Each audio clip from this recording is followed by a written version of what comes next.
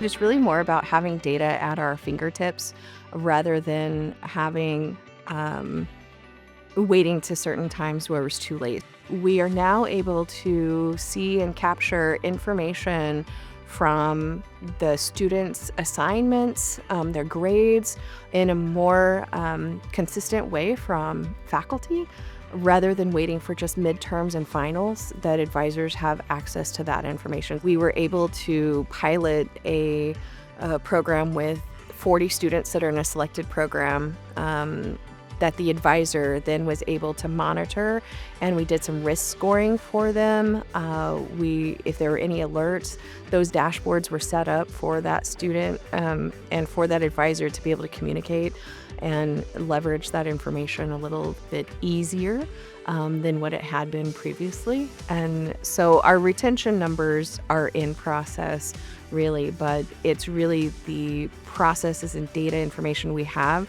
that we are now able to establish baseline information so that we can grow in our retention. Well, we have a strategic enrollment management growth plan. And so there are different categories between the admissions director and myself. We have, and a group of other people, we have established baseline numbers, and now we can watch our enrollment growth day to day. We have an admissions funnel now where we can track applicants, and we know the students who have applied and whether or not they've enrolled in classes yet or not. And if not, then recruiting is working with them.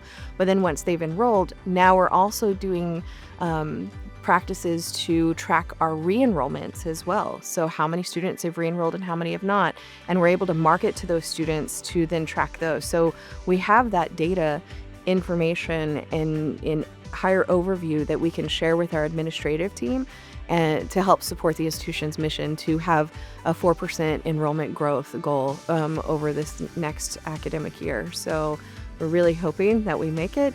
We actually had an 11% enrollment growth over summer and compared to last year. So the 11% enrollment growth was huge for us. It was a huge win in both credit hours and headcount. And so we were really excited about that opportunity.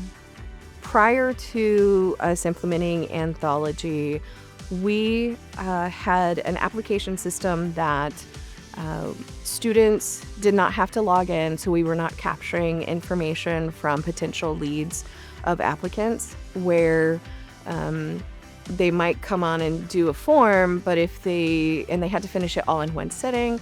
And if they didn't do that in one sitting, or they got frustrated or they left, we had no way to track that traffic.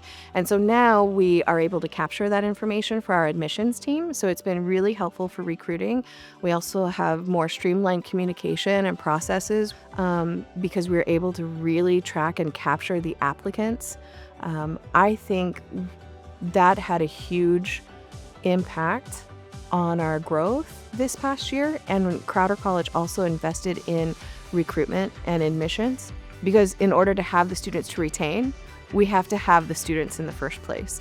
And so I do think having that application system and the marketing system that we had that was streamlined, to then we can funnel them into the Succeed side to watch them and help them with enrollment and work on piloting some of our success initiatives.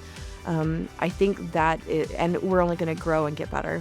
Well, I know we're really excited about the real-time marketing going live. We've been doing more outbound marketing for a while, and so now we're going to do more real-time marketing things. And there are some other things on the horizon that I think are going to be great as we continue to implement our processes to improve our retention and our advisor assignments and things like that. So yeah, I do think there are some things on the horizon that we're looking forward to. Absolutely.